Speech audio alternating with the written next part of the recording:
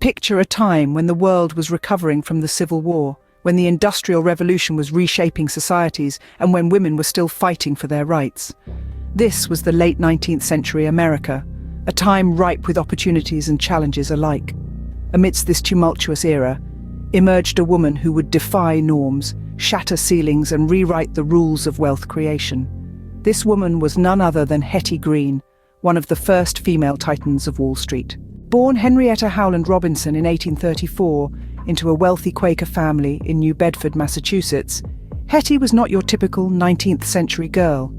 She grew up in a world of finance and investments, learning the ropes from her father and grandfather. The seeds of financial acumen were sown early in her life, and they would blossom into an empire of wealth later. At the tender age of 13, Hetty took over the family's bookkeeping, a task that would have been daunting for most grown men of the time. But Hetty was different. She was a prodigy in the making. By 15, she was reading financial newspapers and investing her own money in government bonds. A woman investing in the stock market was unheard of in those times, but Hetty was just getting started. In 1865, Hetty married Edward Green, a wealthy Vermont businessman. Despite the marriage, she kept her finances separate, a decision that would prove pivotal in the coming years. Edward's businesses failed, plunging him into debt. But Hetty, with her keen financial sense and frugal living, preserved her wealth and even multiplied it.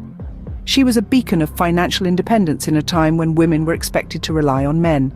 Hetty's wealth grew exponentially over the years, but so did her reputation for frugality. She lived in modest accommodations, wore simple clothes, and was known to argue over every penny. Stories of her frugality are legendary, but beneath them lay a lesson of wealth preservation.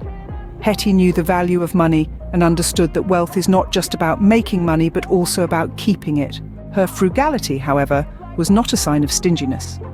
Hetty was known to help those in need, often giving loans at low interest rates to people who could not get them elsewhere. She used her wealth to make a difference, a lesson in social responsibility that resonates even today. Hetty Green passed away in 1916, leaving behind a fortune estimated at over $2 billion in today's money. She remains a symbol of financial independence and a testament to the power of frugality and wise investment. Now let's distill some key points from Hetty's life. First, she understood the importance of financial literacy and independence from a young age. She made her own financial decisions, and she stuck by them. She wasn't afraid to break societal norms and venture into areas traditionally dominated by men. Second, she lived a life of frugality. She knew the value of money and understood that wealth preservation is as important as wealth creation. She didn't live lavishly. Instead, she lived within her means, a timeless lesson in an era of credit cards and consumerism. Finally, she used her wealth to help others. She didn't hoard her money. Instead, she used it to make a difference in people's lives. She believed in social responsibility and used her wealth to uplift those less fortunate. Hetty Green's life is a lesson in wealth creation and preservation. She was a woman ahead of her time, a pioneer in the world of finance, and a role model for all those who aspire to financial independence. Her story is a testament to the power of financial literacy, frugality, and social responsibility.